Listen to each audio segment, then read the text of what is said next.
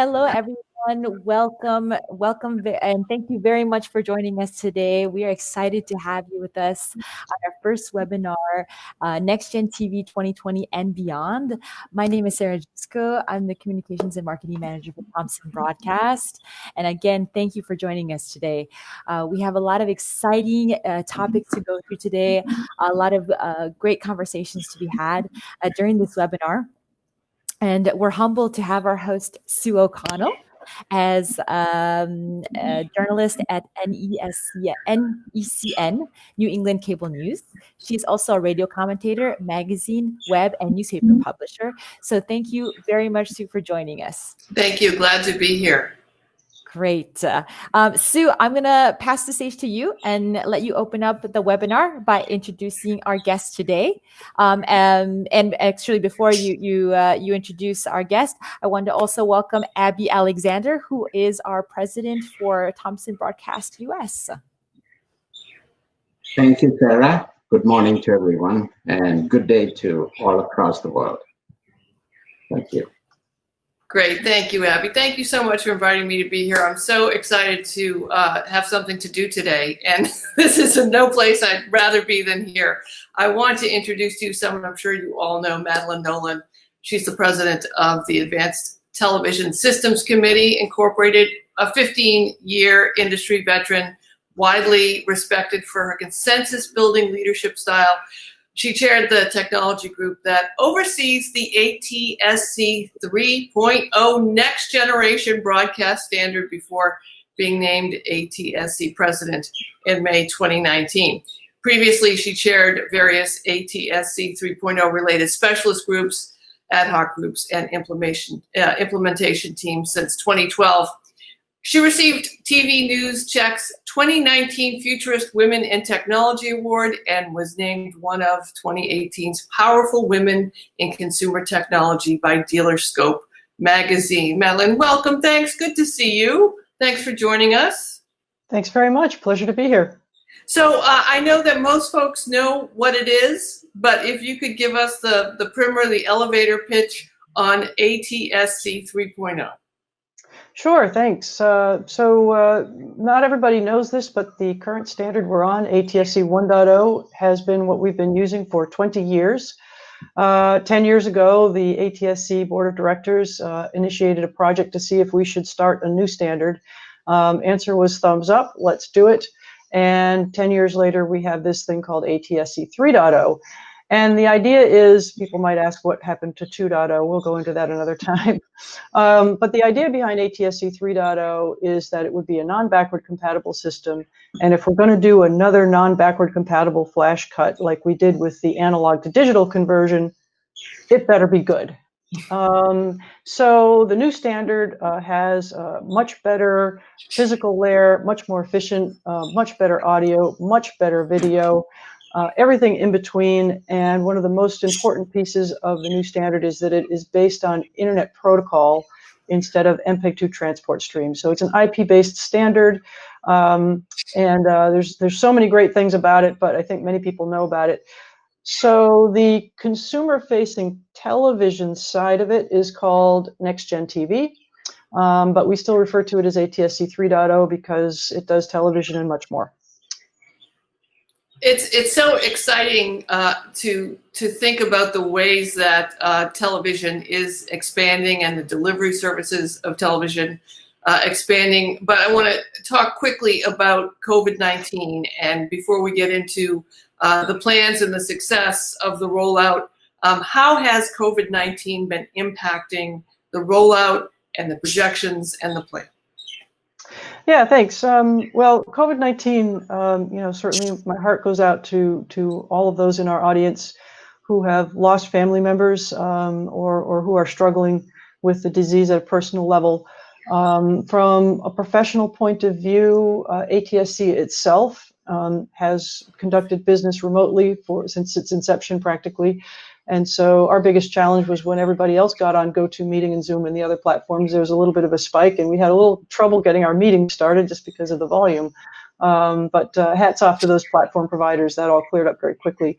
So from ATSC's point of view, in terms of its own organization and how we run ourselves, things are very similar to the way they have been. I miss my colleagues very much. I miss my staff very much. We don't get together, but we've all had home offices for a while also. That said, as ATSC goes is actually how its membership goes. And so the impact of COVID-19 on our members certainly has an impact on ATSC, the work that it can do, how many resources our members can devote to projects that are under the ATSC umbrella, as well as, how they're faring through this whole pandemic. What we have found is that in some cases, people are personally affected and they need to take time off. In some cases, business is affected at a fairly sort of profound level.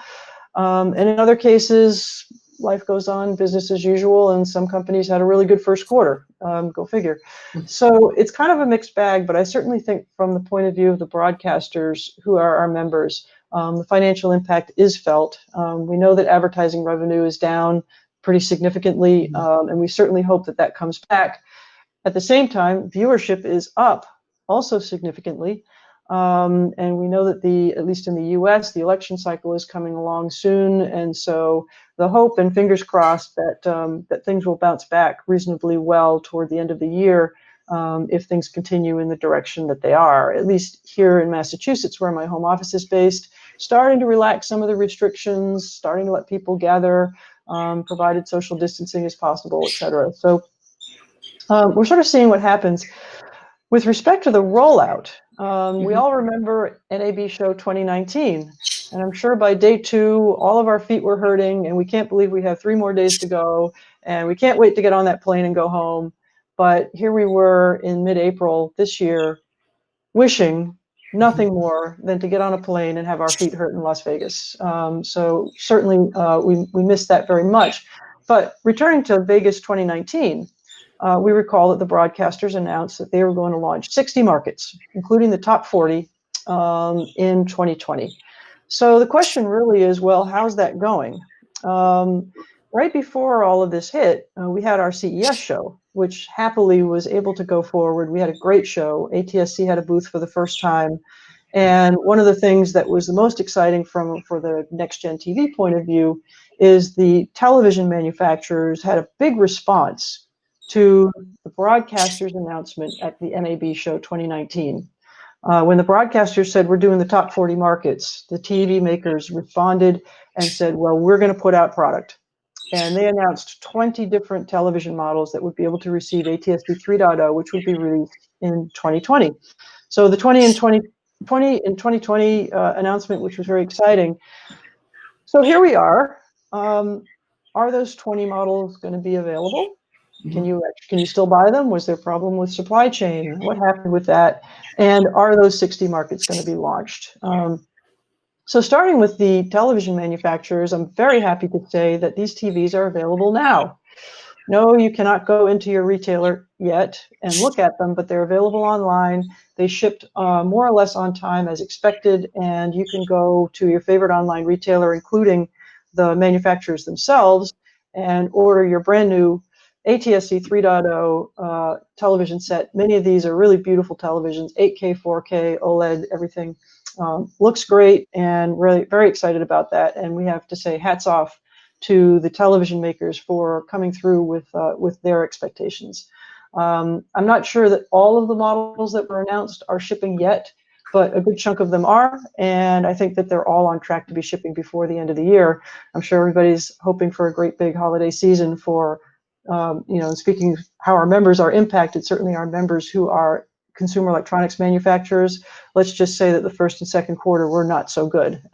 So hoping for a bounce back. But these TVs are available, so hats off to them. Go buy yours today.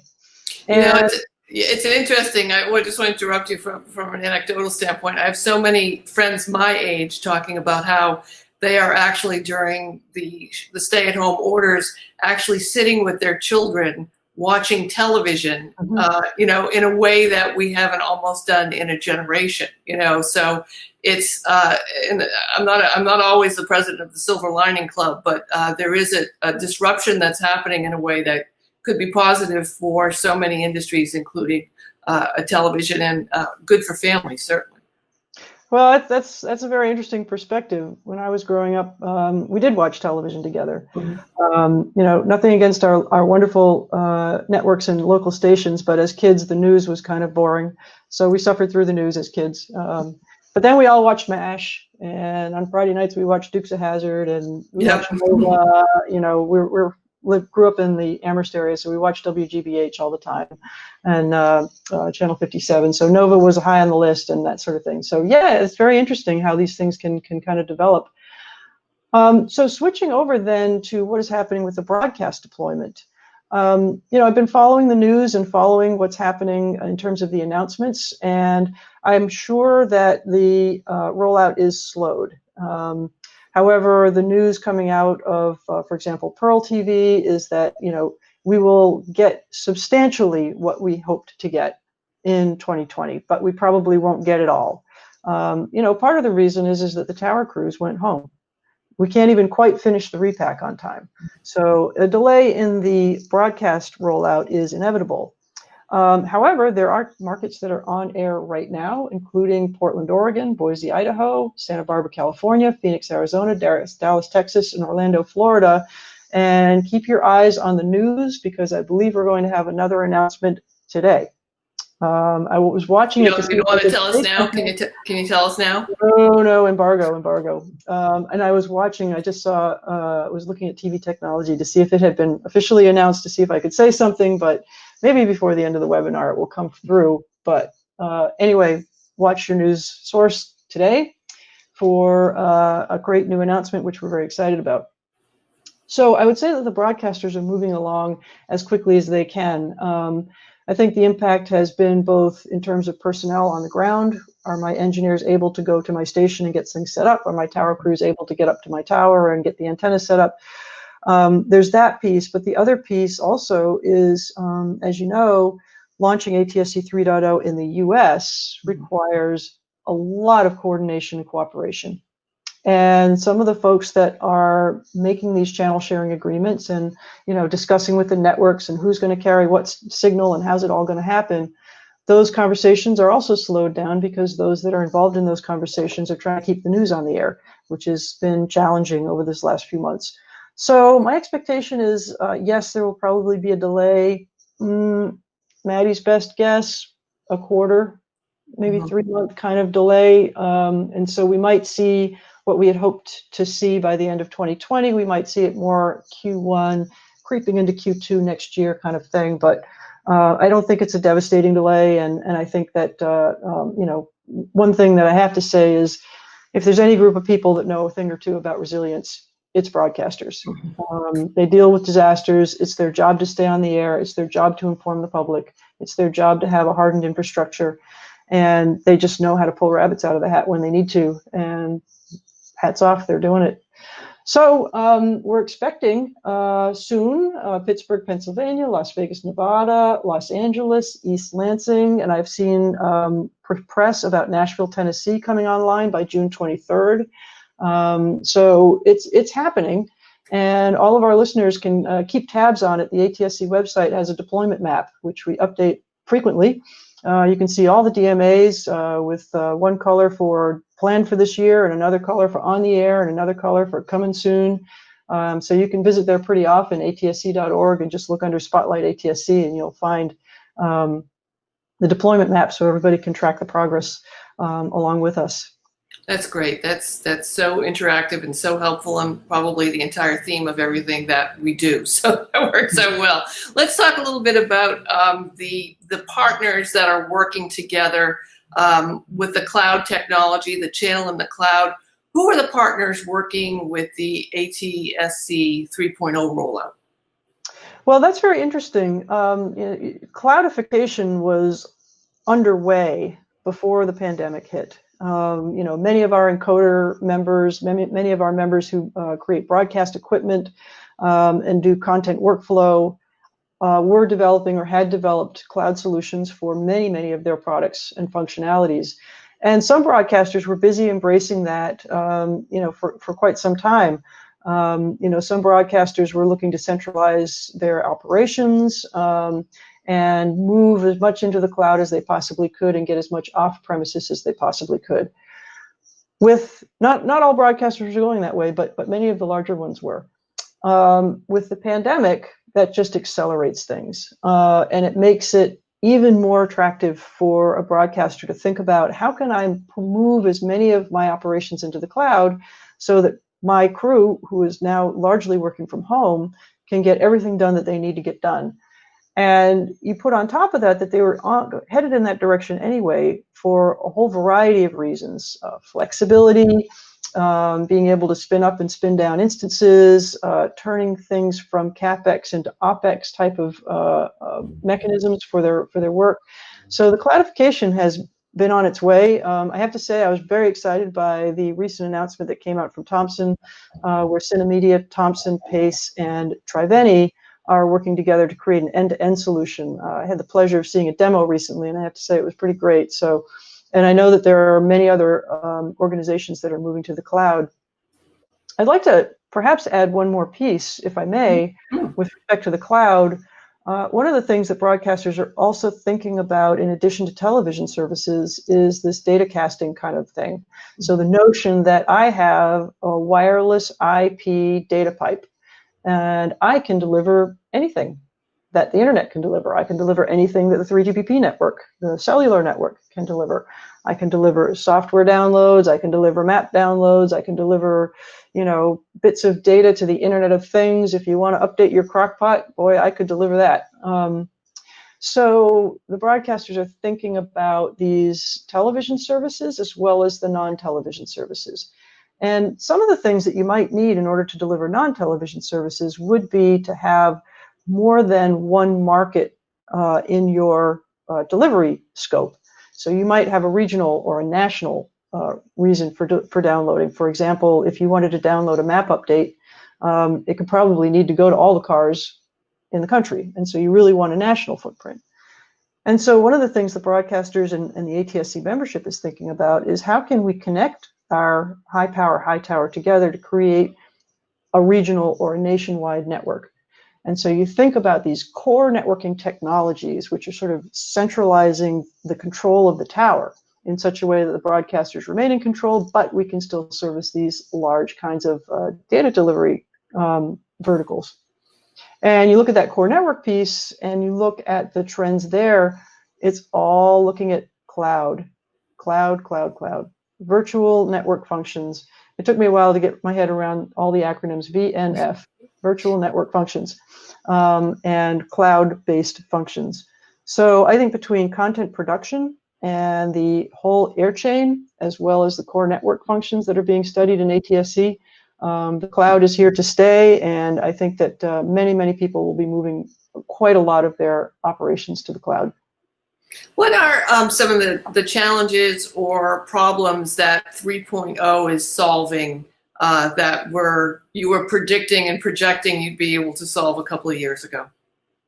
Yeah, I think there's a number of things. It's funny because we did go through, back in 2011, we went through a requirements gathering process. So if you're going to create this brand new system that's not going to be backward compatible, what must it do? Mm-hmm. And there are a couple of things that rose to the top. Certainly everything we do today, we need to do better. Better video, better audio, better captions, better emergency messaging. We need to have more throughput. In other words, it's got to have greater capacity. But I would say the top two things, one is better flexibility.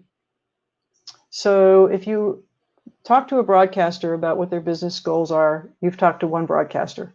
All the broadcasters have different business goals. They have different needs in their particular market, and they wanted flexibility. I want to do a mobile. I want to do UHD, ultra high def. I want to do data to cars. So all these different broadcasters had their different things that they wanted to do, and the system needed to be able to accommodate all of those. And happily, we have a system not only that allows a broadcaster to choose mobile or fixed services, but they can do them both at the same time. So very, very flexible system. The other one was, well, if we're going to have a non-backward compatible system and we're going to have to do this difficult cutover, this has got to be the last time. We need a system that can evolve gracefully. so that we don't have to do this again. And we built some really, really key technical features into the system that allows the broadcasters to evolve gracefully. So for example, we are still using a video codec, which I think is 3 or 4 generations old. We're going to move to HEVC for this generation, but we all know that's going to be obsolete in 5 years or however long it takes. I think the new codecs come out every 7 years or so. So we're going to need to move to another codec soon. How can we do that? And the ATSC 3.0 system has a migration capability, which I think is really key. But looking at the specific challenges, it's interesting because there are specific challenges that were here before the pandemic and specific challenges that are now here. And thinking about during the pandemic, what has really come to light is education services, emergency messaging services, obviously news gathering and journalism, which has always been the same, but how can we really enhance that storytelling capability? For example, with interactivity, so the news is up, but, let's say that I'm a little weary of COVID-19 news. I've been watching that for a long time, and maybe there's an area on the side that says, hey, if you want to learn about what the local baseball team is doing, without fans, or what the supermarkets are up to, or if you want to just something completely different, then maybe other news stories are available through this interactive platform.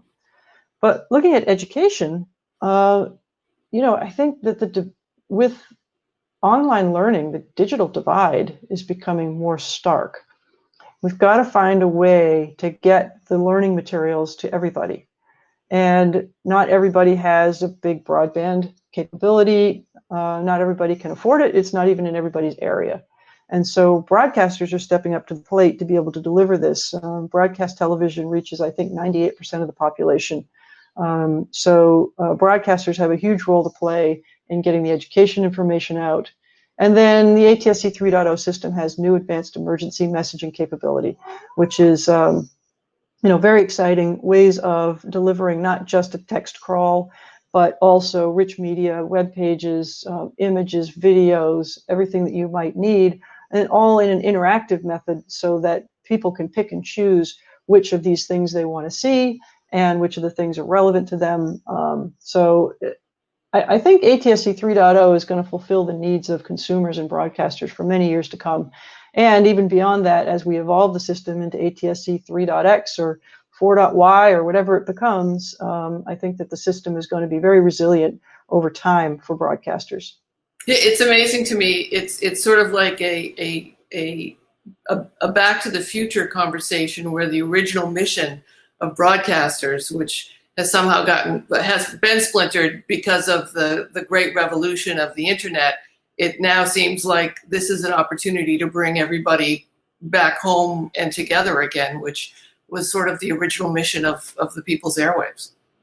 Well, that's very interesting. Yeah. And, there's another part of convergence which is going on now as well, which is convergence with other networks. So you have this IP-based system, and then you look at, for example, some of the 5G specifications that are coming out. And those that are designing 5G anticipate a heterogeneous data delivery network where there's all sorts of different data carriage capability systems. So you might have a 5G and an LTE and a 3G all operating together, plus integrated with Wi-Fi and integrated with cable fiber networks and integrated with satellite networks and integrated with broadcast networks. And so this concept of a heterogeneous ecosystem of data delivery systems is really coming to the fore, and I think that that's being worked on many fronts across the globe. So looking at broadcasters, they're going to be part of this ecosystem. So not only do you have convergence, hopefully, of families together and how these new capabilities can really enhance the storytelling piece, but then you sort of have convergence on a technical level. Let's use the best system for the particular use case given what we're trying to do. And we have all these different systems to use, and they can kind of become seamless to move data from this network to that network and how you want to splice it or slice it. So it's pretty exciting. It's very exciting. And I also am fascinated by the ability to meet the needs of the stakeholders that are involved in what we do, like the audience, the broadcasters, and the advertisers. You know, I joke on a regular basis that if I could go back to the early 1990s, the first two things I would do is load up on cat videos and be ready to go when YouTube launched. And the second thing I would do would be actually have a business plan so that I could monetize the people who were visiting my site and make sure that, you know, it was a way that would deliver audience and also get the money that the audience is worth to the broadcaster or to the web developer. And it seems like all those concerns have been brought together under this. Yeah, we certainly hope so. Except for the cat videos, maybe not the cat videos. Well, but other than that, my cat just walked by the side of the screen there, so kind of appropriate. But you know, what's interesting also is, you know, thinking about monetization. One of the requirements was, you know, we have a good business model. We have our partnerships with our redistribution partners, cable operators, satellite, IPTV. And we have our advertising revenue, but you know, how can we expand that? How can we get into new verticals? How can we work on new different business models? No! And so there, that's all right. And you know, there are a number of new business models that are available to broadcasters using the new ATSC 3.0 system. Some of which could include some premium services, could include advanced advertising capability. People do see the data casting as a possible revenue center for them. So there's a lot of possibilities, but it is also interesting thinking about the different platforms. One of the other reasons why we wanted to make it an IP system, and one of the delivery transport systems is Dash, which is used on the internet, MPEG Dash. So we created a concept called Root Dash, which is basically Dash over broadcast. And that allows a television station to create their content perhaps one time and package it up and send it over the top or over the air. It's all the same format. So again, trying to make things streamlined between you know, broadcast and broadband, and also looking for the new business models that could arise from such a flexible system. Is there what's your prediction of post COVID-19, whatever that means, right? You know, wherever we are, where we have come to terms with the existence of COVID-19, and we get back to some quote unquote, I hate to use the term normal business, but whatever the normal is.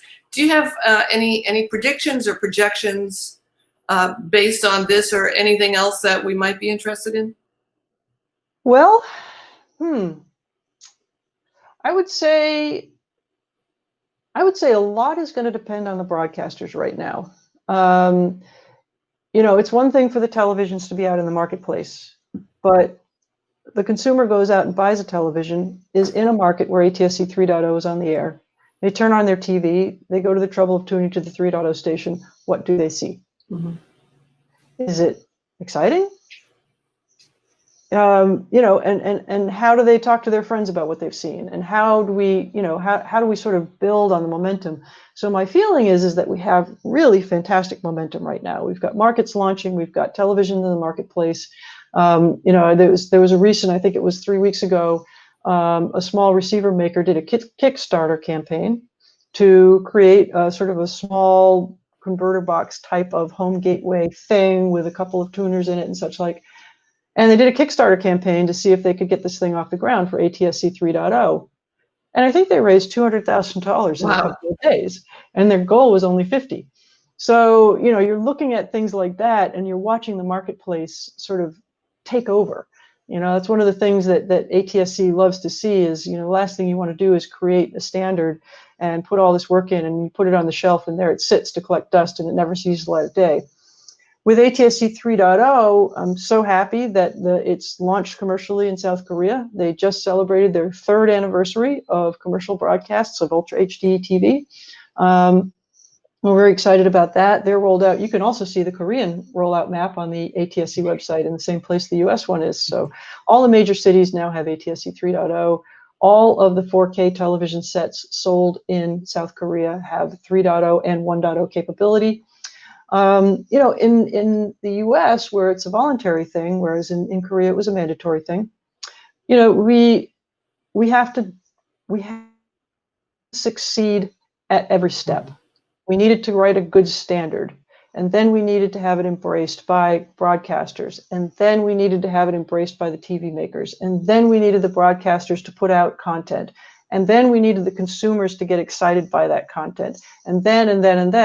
And so I feel really good. We've been sort of knocking it out of the park on each of the milestones that we've come to. But we have more milestones to reach and more work to do. So, I'm really looking forward to what happens in 2020 and early 2021, what kinds of services broadcasters are going to put out. I can't wait till 3.0 comes to Boston. I'm going to buy me my new TV. Definitely check it out. I know that WGBH is one of the Public Media Venture Group partners, and so I know that they're excited about 3.0. No announcements yet, so I'm not predicting who's going to be on the air or when, but just saying that when it comes to Boston, I'm going to be excited. I'm going to check it out. And really looking forward to what the broadcasters do with the new platform. I want to let folks know we're going to open it up to questions in just a couple of minutes. So if you have any comments, questions, just put them on the chat so we'll have time to ask questions of Madeleine. One of the other aspects of this, which is so exciting, is the interactive, the audience interactive feature and features, I should say. And that also, I would imagine, is very exciting to creative types, to content producers, in ways that they can make new and exciting entertainment and sports experiences. I mean, the infinite amount of fun things and important and educational things that you could do while learning is just mind-boggling to me. Yeah, it's really, really quite amazing. It's going to be interesting to see what rolls out sooner versus later. We did have demonstrations of interactivity at the CES show at the ATSC booth. There was a great demonstration that Pearl had put together showing how you could have weather bugs and you could see different parts of the news. You could get into VOD type of things. So it was pretty exciting. In Korea, what they've done is really neat. They have they have a portal. It's called TVva, which means TV Go. And TVva allows you to seamlessly switch between linear viewing and online video on demand viewing. So they wanted to have this online in time for the 2018 Olympics, which they did. And it was really neat because you could bring up the TVva portal anytime you wanted while you were watching the Olympics. And it would offer you all the different things that you could look at that you might have missed. So you might be watching a particular event, the downhill ski jump or whatever it is, and you've missed your country's performer, and you want to go back to that. You pull up the TVva portal. Here's all the performers that you missed, all the athletes that you missed, different sports that you might have been interested in. You click on one, you watch, you can move to another one, whatever you want, and when you exit the portal, you're back watching linear TV. So that was pretty neat. It's funny because the U.S. television industry has been fiddling with interactive television for 20 years. 25, going back to QCAT and WINK and OCAP and EBIF and ACAP. Have I missed any? And, in my opinion, some of those have been reasonably successful. Many of them have not. And I think that it's the content producers who are truly the linchpin of making interactivity successful. Because unfortunately, the engineers who try to demonstrate what this new tool can do, which they've designed, they're not very good at designing interactive experiences. We need the creative people to be designing the interactive experience. I've seen some really neat demonstrations, so we'll see what happens, but I'm really looking forward to the content community getting involved in these new tools, not just the interactivity, but also the high dynamic range, which I know they're already working with, potentially high frame rate, lots of new tools. The immersive audio is incredible, but there's a lot of work to be done. You have to get the workflow together. You have to find a way to get all that pieces of content and metadata and everything into your bit stream. So, it's not an easy lift, but I think it could be extremely valuable, and I think consumers are going to love it. But you're absolutely right. You got to have the content creative people thinking about how they want to use this tool for storytelling. Another interesting frontier, reminding folks to please post your questions and comments so that we can ask them. We're going to have time in just a couple of minutes to ask your questions. Chair of the Commissioner of the Federal Communications Commissioner, Brennan Carr, made some comments recently that really opened up my mindscape of who owns what and how laws need to be done. Can you tell me what he said and what your reaction to his comments are? Sure. Yeah. I think it was last week that the announcement came out, and Commissioner Carr coined this phrase, broadcast internet. And he's using that phrase to basically encompass everything that broadcasters can do with their spectrum other than television services. So what can we deliver? And what's interesting is that many of the ownership rules relating to broadcasters are, formulated around the concept that broadcasters are delivering television services, specifically media. And so you have ownership rules that are designed to ensure that a given market is not listening to the same, voices on every soapbox in the marketplace. But when it comes to non-television services, do these rules still apply?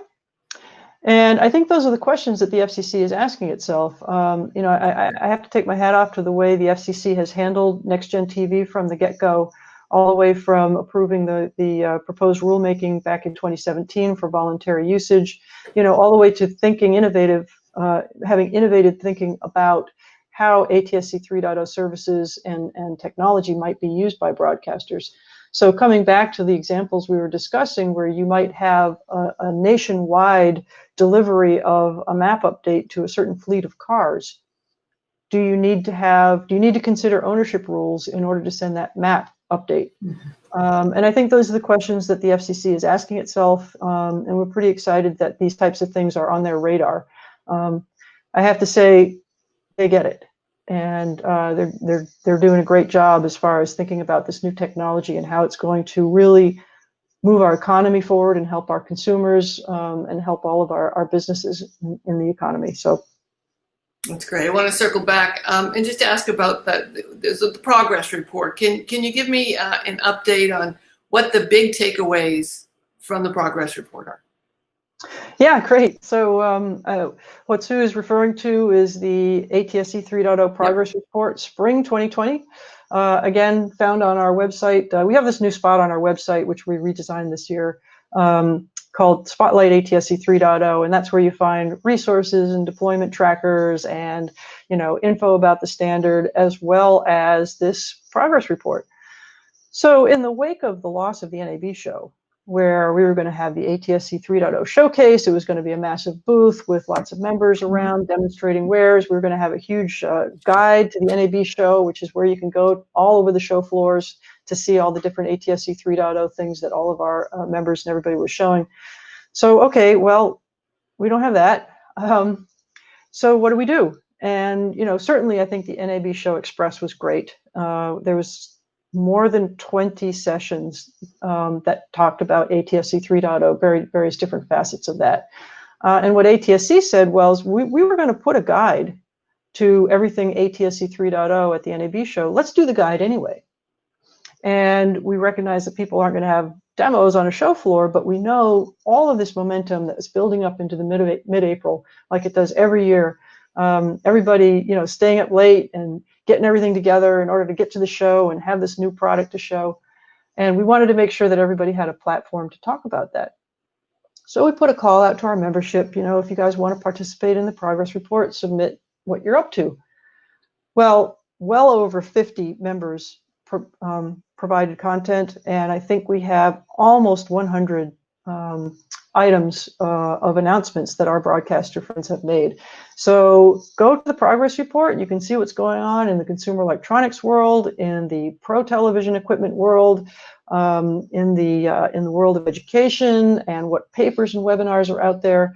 It's a really fabulous guide. And one of the other interesting things was that we asked each contributor to please answer a question about how they're sort of dealing with this current situation, such as, what has inspired you lately, and what has made you laugh lately, what are the things that you're doing now that you might continue doing even after everything returns to quote normal.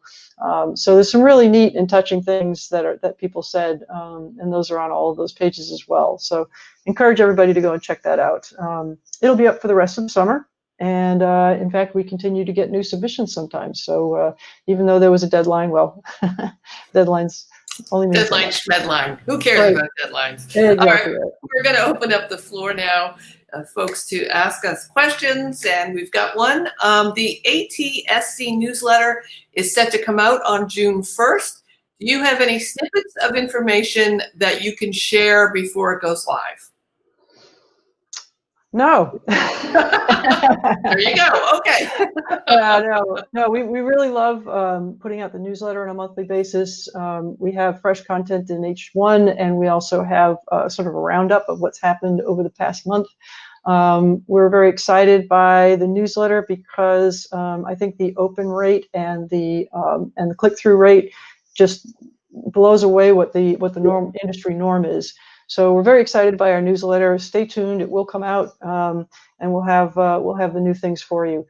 As I mentioned, though, watch the news wires today, because there's, I think, coming out today is the next announcement that you might be interested in. All right, here's another question. You're going to correct me, Madeleine, if I mispronounce anything here. Why is there so much emphasis on new CE ATSC3 capable TVs when external tuners or dongles, is that how you say it, can make any display into an ATSC 3.0 TV? Yeah, excellent question. So what's interesting is that so what the questioner is referring to is I can buy a TV which is 3.0 capable now. But what about my existing TV? What if I just bought a TV? I don't want to buy another TV. Isn't there something, an external box, dongle, converter, gateway thing that I can connect up to my existing TV? The answer to that is that these kinds of products are all under development, and many of them were on display at CES. We had a number of companies that were doing white label products, and so the product was fully developed, and they're looking for partners to go to market with. There are dongles available now, but they're more geared toward a pro community for testing and lab development, but those types of things can easily be developed into products. So we expect, and the Kickstarter campaign that I mentioned earlier was also for a converter gateway type of box. Some of these are designed very well, and interestingly, they have multiple tuners, and so they also have a lot of memory in some cases. So the idea is that I can be watching linear TV on one channel, but they can be tuned to another channel recording a show that I want to watch later. They have 3.0, 1.0 capability. So I think the marketplace is going to be very rich, and I think that they're leading with the televisions, but I think that the other types of products are probably not going to be far behind. So stay tuned. We'll see what happens around the holiday season. There might be some interesting things going on there. But I think the other thing that often happens when a new technology rolls out is that it starts in the high end of the marketplace. And so you can go out and get a 55-inch 8K television set with a 3.0 tuner. And I think in the world of televisions, as well as dongles and boxes and set-top boxes and whatnot, in the world of televisions, I imagine that the technology will migrate into the mid and lower range over time. But it's typical for things to start at the high range. Reminding everyone that you can just post your question in the comments and I could bring it to you. Here's one. What do you think American viewers expect most from ATSC 3.0? Well, that's interesting. I think the best answer to that is to talk a little bit about the consumer research that's gone into ATSC 3.0 and what features are going to be the most exciting features. And so a lot of consumer research has been done, particularly in the Phoenix model market, which I have to congratulate the Phoenix Model Market Partnership for being the winner of the Mark Richer Industry Leadership Medal this year. So very excited about all the work that's going on there. But among the things that they've been up to is consumer research. And what they found about what is the killer app on TV? Surprise, surprise, the killer app on TV is TV. People like better video, people like better audio. And so those two things tested very, very high. One of the things that was a little bit of a surprise that tested high was the concept of voice boost. Can I turn the dialogue up relative to the background music and effects? That tested very high. So I think consumers are looking for better video, better audio. On top of that, the interactivity is certainly very interesting and exciting to people. I think they liked the news bugs and things like that, and other usages of interactivity. And they like the emergency messaging capabilities. So, we'll see. And again, this is where I think the challenge falls to the broadcasters to, number one, identify what those expectations are of the viewers, and number two, to deliver. So we're very excited to see what happens.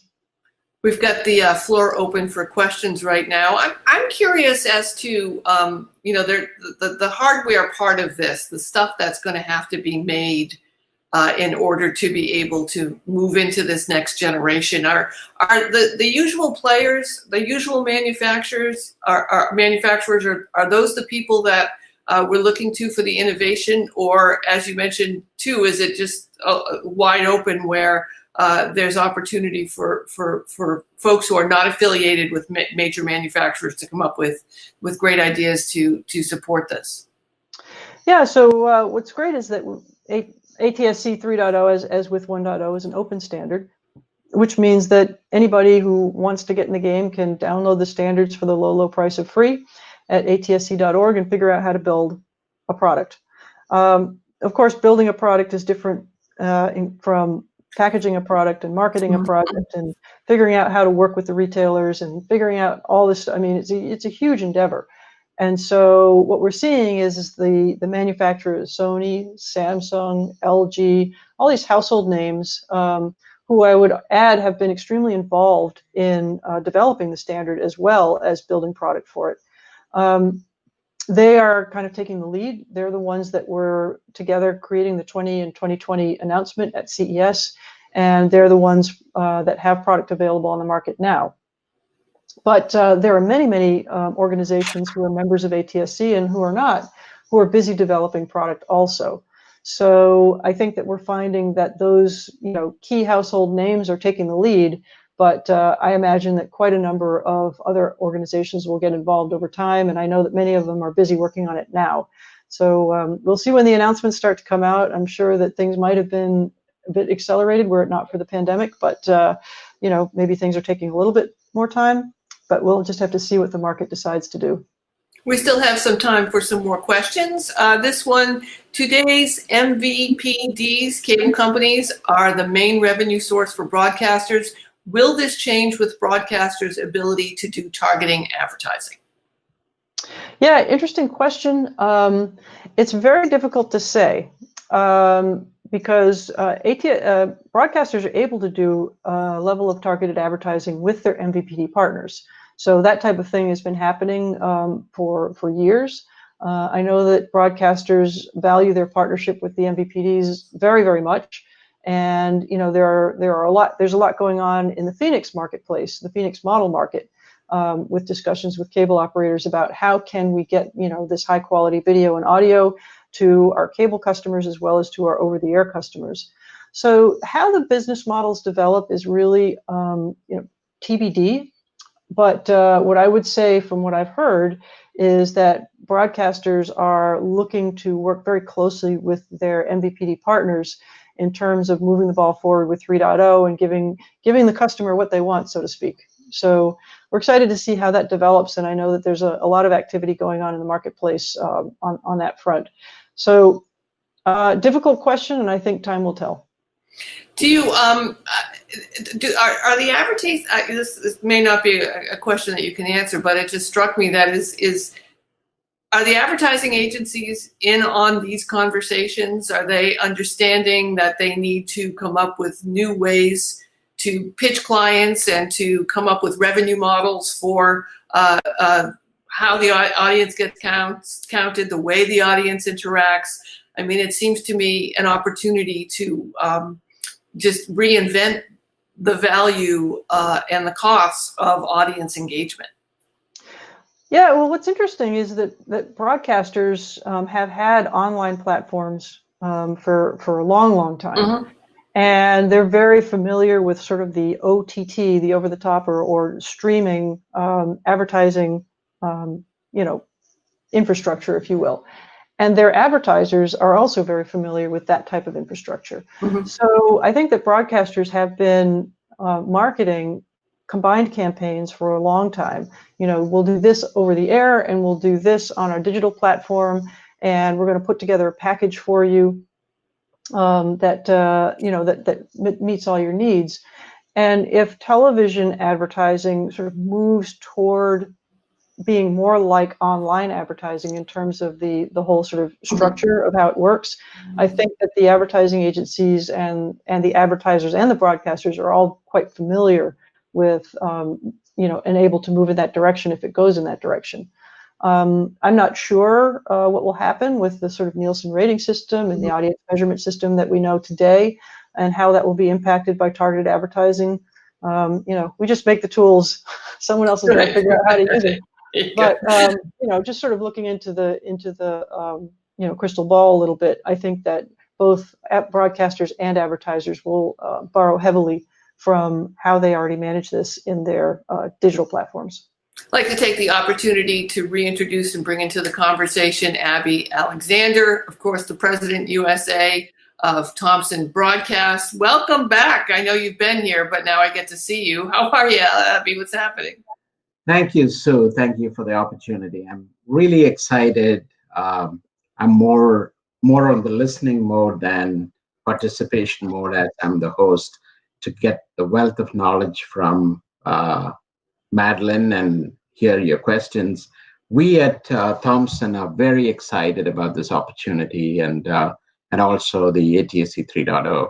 We developed the channel in the cloud, as you saw, beginning of this month, and we worked with 3 other partners, Pace Media for the development of the playout, as well as Triveni Digital for the guide builders and the interactivity components of it, and also the Cinemedia for the encoding and also various aspects of the network. So we looked at in a different approach that what do broadcasters need at these times, especially at the COVID-19, brought in a lot of disruption into the world.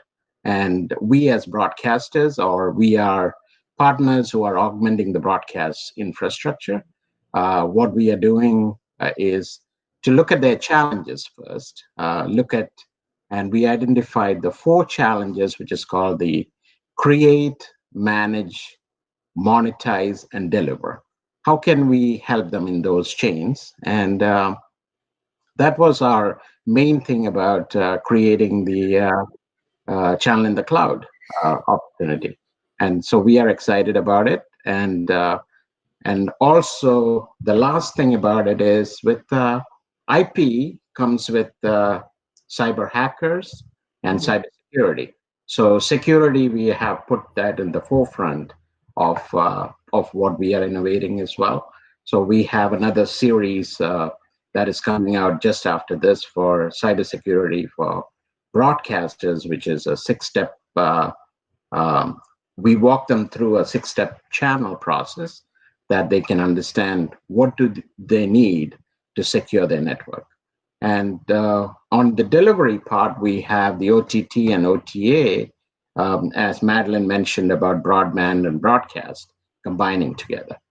So how can we take that leverage? So we developed internally a broadcast application that would do OTT, OTA, as well as give them the complete capabilities of an OTT solution for that. So we are excited in this opportunity, and Madeleine saw the first-hand demo last week of Channel in the Cloud with all other partners.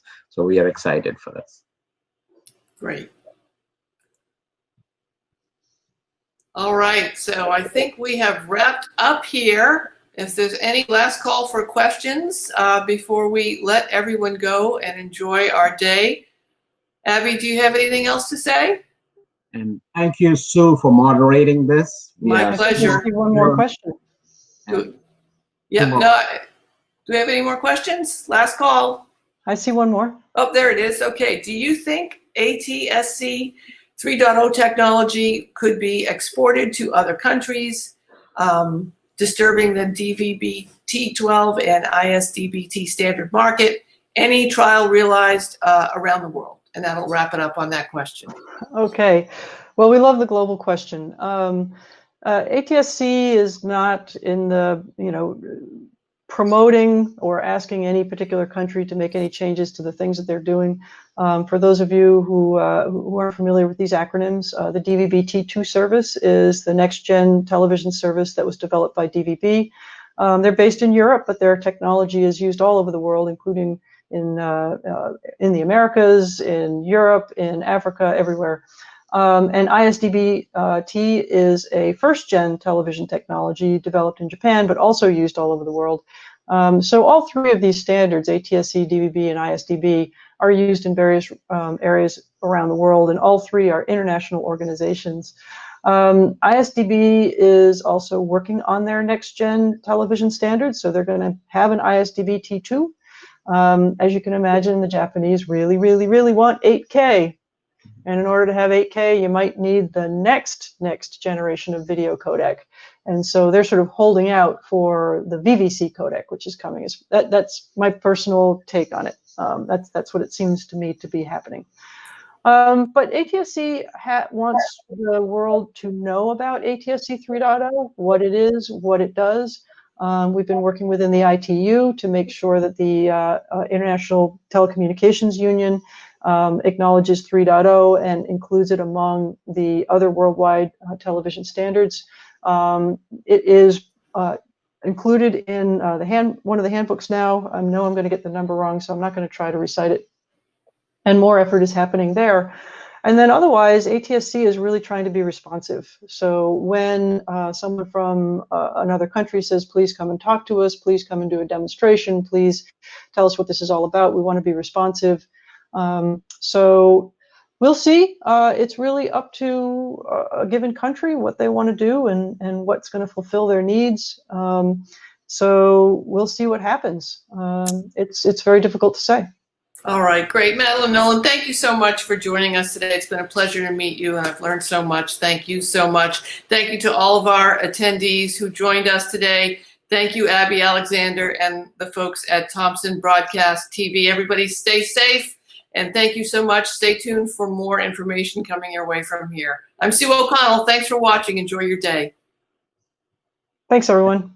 Thank you, everyone.